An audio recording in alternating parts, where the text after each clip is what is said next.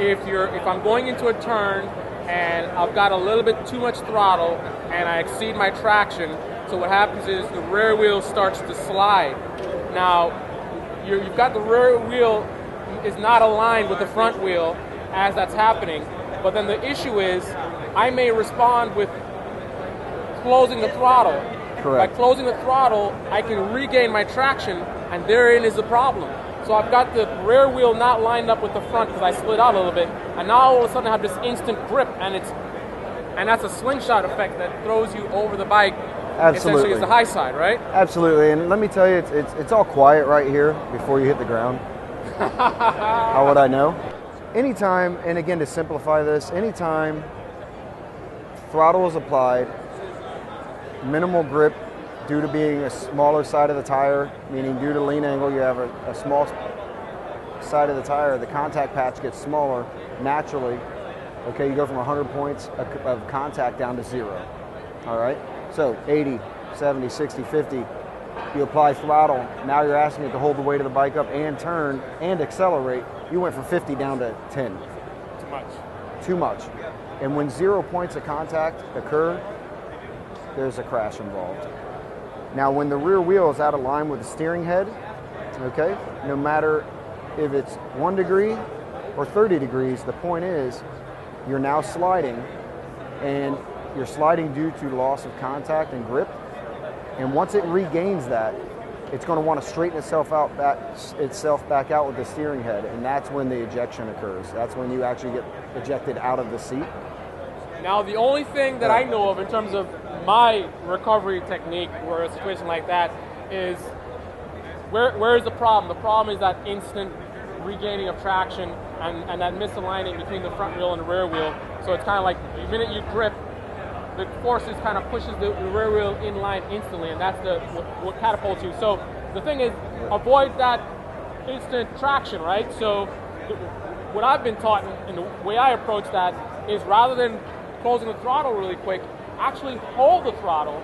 And I might feel maybe to roll off just a little bit, maybe to get a gradual regain of traction. It's a lot easier said than done, because once your bottom end is eating the seat, basically, due to an experience that you're not used to and didn't predict, if I can say that tactfully. Once your butt's not eating the seat, basically, what happens is a lot of throttles just shut off. They want to close the throttle to stop the action, to stop what's happening. That is compounding the situation and making it worse. So through repetition, if you know that you're on the edge of traction, you're ready to catch it. But I would say 90+% of riders don't have that repetition. They don't have that understanding. I wouldn't say skill, but they just don't have the comprehension because they put themselves in that situation already. So number one prevention, I'm going to come out and say it, rider training. There are a lot of very good schools in this country. There are a lot of very good instructors. But I will tell you that if you do not have the desire to want to prevent that high side, okay, then you can't complain about it happening. So number one, you have to have the desire to want to learn. Number two, you really need to understand your skill limits and know how to stay within those skill limits. But I will say there's a small percentage where the high side will happen because you're trying to avoid an accident. You're actually accelerating at lean angle to prevent an accident. So let's talk real world versus the track. I feel the majority of high sides on the track are, again, from inexperience and lack of comprehension. But in the real world, there's still that small percentage where they're actually trying to do damage control and react to somebody else's negligence, and they get ham-fisted and grab a handful of throttle. Leave the electronics on, but if it does start to step out and slide, try to force yourself to stay calm and either hold the same throttle position, push on that outside peg, get the bike back up, which is easier said than done because everything's happening so fast. But really, to answer your... Okay. Yeah, that's definitely more priority than myself.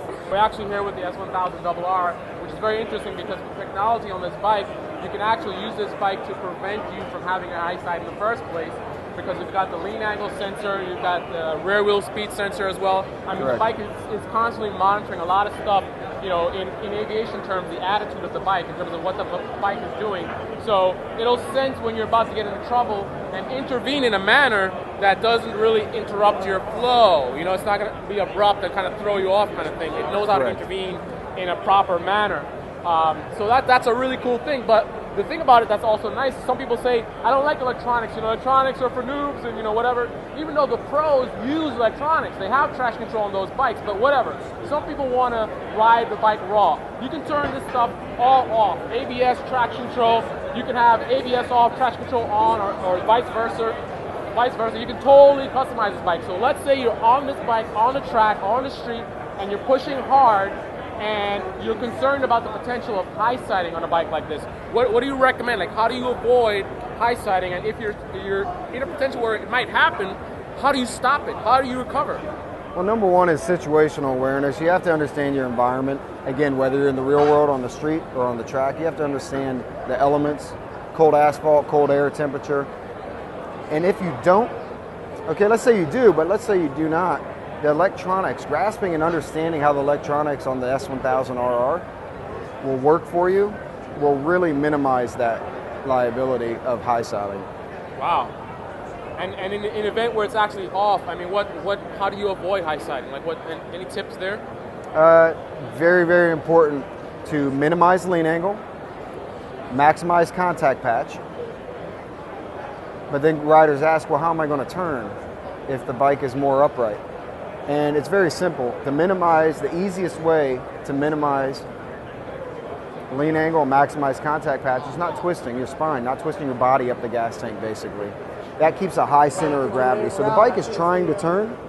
You notice it's not tracking where you're looking. It's running wide.